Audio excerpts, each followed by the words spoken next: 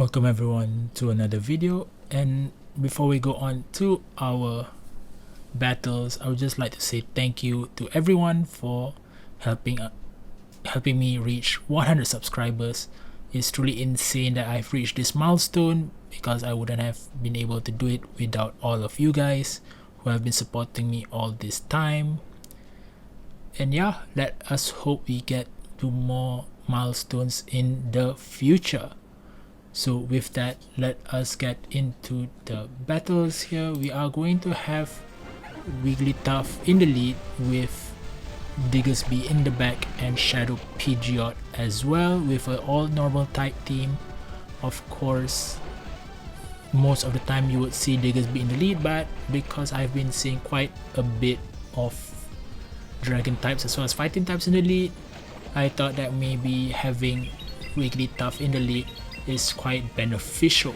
So as you can see here, we have a Shadow Drapion in their back line, and we are going to shield this and hopefully try to get both their shields out of the way, because Wigglytuff, when opponents shields are down, is very good, and with Shadow Pidgeot as well, it is just very oppressive when they are able to get free reign to do some charge move damage as well. So as you can see here, we are now both out of shields, and we are going to meet with this Shadow Drifblim, and we're just going to try to hit them with debuff move, but unfortunately they do not get debuff, but it's okay.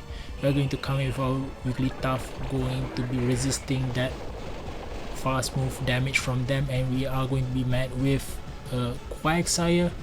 A Quagsire from this range will not be able to take us out. If it was a Shadow, it would have been able to take us out, but it was a normal one, so we can take that no problem at all. And we're going to go for the Brave Bird, and we do hit it, which means that Wigglytuff now will be able to take this game versus the Shadow Drifblim to seal the deal for the first battle. And as you can see here, so far so good for our start to this video. And this team, I've used it throughout the Go Battle Weekend during the World Championship, because you know they have 20 sets to do, so more or less if you find one team that you are able to climb yellow with, you tend to stick with it and try to not experiment too much. And here we have our opponent shielding the first move versus us in the form of Icy Wind on their Jump Bluff, which is ideal for us, because now, because our Diggersby is able to tank 2 Aqua Tails from Shadow Drapion, we are going to try to go for the double Scorching Sands to take them out, but they know better to shield our charge move, and they're going to let it go, and we do lose the CMP on the subsequent charge attack. And here we are going to come in with our Pidgeot, and they will have a Morpeko in the back, so hopefully we are able to take them out. But if we can take them within one fast move from being taken out, it will be very good as well, because Pidgeot will be able to farm that energy up to throw on the Jump Bluff, because now we both won't, because they won't be able to get to I don't think they'll be able to get to acrobatics first of all, so they will. Oh no, wait, yeah, they don't have acrobatics if I'm mistaken, because they did show energy ball earlier. So yeah, throwing double air cutters was the way to go, and we are going to take the win as well. So on the next battle, we are going to meet with another Jump Bluff here in the lead. We are going to stay in. Of course, we are going to shield the first charge move, because the first charge move is going to hurt a lot more than the subsequent ones, especially if it is the hard hitting move, like in this case the acrobatics. And again, they caught our charge move on their Blastoise here. We don't have a very good switch for their Blastoise, but I think our backline is able to handle the Jump Bluff quite easily. So here we are going to stay in with the Wigglytuff and hopefully try to farm the Blastoise all the way down. They already debuffed one stage, and the Hydro Cannons will be matched up quite easily, and they are going to come back in with the Jumpluff. So something in the back does not want to see this Diggersby. So let's see what they have, because we are fully loaded on energy and one acrobatics will not be enough.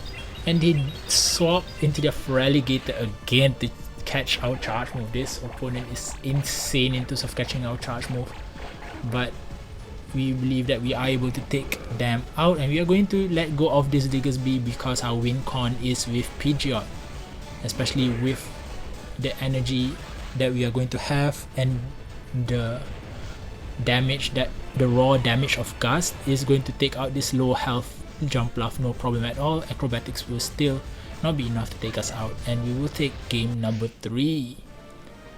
The opponent was left with 2 shields, and they will most probably be regretting that decision, but not regretting the decision as much as this next opponent.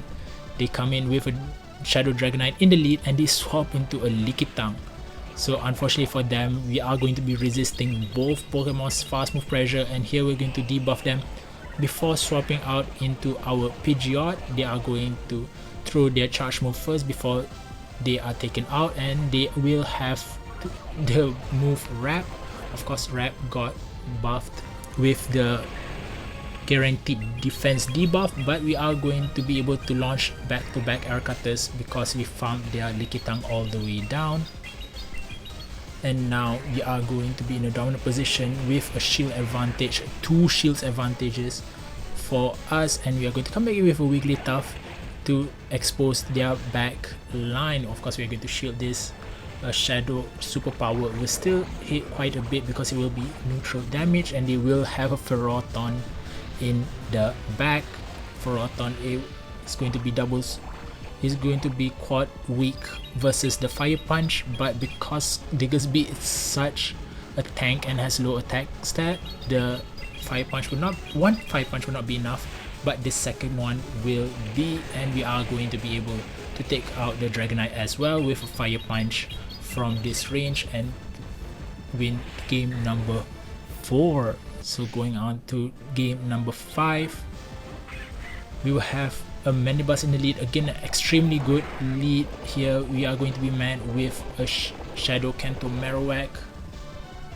Shadow Kanto Marowak does have access to Rock Slide, which means that we are going to be having to call the bait very wisely. Unfortunately, we do not get the call right, and we are going to use our second shield, but it's okay because now we are going to farm them all the way down, get all that energy for whatever is in the back. So they are going to come back in with the Mandibuzz, and we're going to beat first with this air cutter before going for the Brave Bird, because we are going to try to get the boost if possible. And here we do get the Brave Bird in, and they will have a Feraligatr, which we will handle quite easily. So here is one of the main core breakers for this team. Steelix is going to have a good time versus this team because they will resist the charm damage because of that steel subtyping, but we are able to hit them for neutral damage with the Icy Wind. At least try to nerf some of that damage for our backline when we do come in. And we're going to throw the Swift immediately, try to chip them some into the red so that our Diggersby hopefully can farm them all the way down. Again, now they are 1 stage debuff. They are going to throw the Psychic Fangs, try to get the increase the damage of the subsequent charge move, which is fine by us because their fast move damage is quite low. And here we are going to get them all the way down, and here they will come in with a Wigglytuff. We are already 2 stages debuff on the defense, so we are going to try to get the debuff as well on our end, and we do. And now we are going to try to get them all the way down if possible with the 2 shields that we have.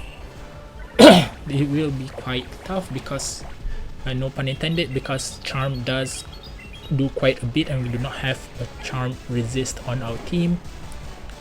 And now they are going to come in with a Jellicent, which is very awesome for us because now we are going to beat them with Air Cutter, and now we will have full reign to launch this Brave Bird against the Jellison, no way for them to take us out, as well as the Diggersby, and now that is it for them. So the biggest weakness for this team is, in my book, I think is a fire type, because we don't have a fire resist right now, and the only thing that can beat a fire type is Diggersby. So if you see something like a Talonflame, that would be the hardest matchup possible, because even Scorching Sands would be single resisted, so we are going to have a tough time against fire types in general, but Talonflame more specifically. But in this matchup against a Blastoise and now a Marowak, we are going to feel the pain a bit more, because Hydro Cannon just does a lot of damage here, and now we are going to be met with a Jumpluff. Of course, Diggersby's Fire Punch will chunk them all the way down to a range where our Pidgeot will have a better time. So we are going to try our best to make it easier for this end game here, soften it up just a bit to the point where Pidgeot can just fast move damage all the way through. And now we already taken one of their shields, which is good. And yeah, they're trying to snipe us, not knowing that we still have a shield, or maybe that is what they're trying to go for. But here, Jumpluff, not being a shadow variant, will not be able to do enough with the acrobatics, and we are able to take them out. So this last battle here, we will be met with a Greninja, a very positive lead. Unfortunately, the back end will be a Gligar. I think we stayed in too long. We should have immediately swapped into our Pidgeot, because as you can see here, Aerial Ace, 2 Aerial Aces would have been enough to take us out. So we will need to shield the first one. Unfortunately, hopefully we're able to take them out, or we get the second shield from them. So we will we can take the first shield. So they are going to throw another Aerial Ace, so we are going to use our second shield already. And against a Greninja, it is very problematic, because Greninjas do have the Hydro Cannon with the high attack, and it will cause us a lot of hurt. And now we are going to throw the Brave Bird against the Tinkaton, which they shielded, which is very awesome, because that is the most ideal situation for us in this game. And we are going to be met. We're going to meet them with a Diggersby, and they throw on the dot when we reach it, which is most probably our fault, but it's okay. We are going to be met again with the Tinkaton against our Wigglytuff. We are going to debuff them with an Icy Wind just to make it a little bit more bearable. I think they still have a shield line up against us. Oh no, they don't.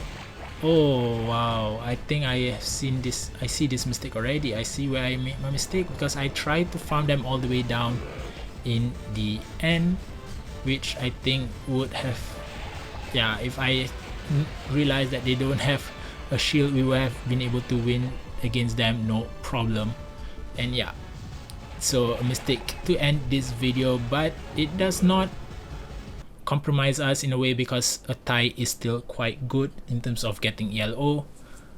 We won't lose much anyways with a tie, but yeah, hopefully we minimize mistakes in the future. So with that, we end this video. Again, thank you very much for all your support to getting to 100 subscribers. Hopefully we will get more in the future. And with that, that is the end of the video, and I'll see you in the next one.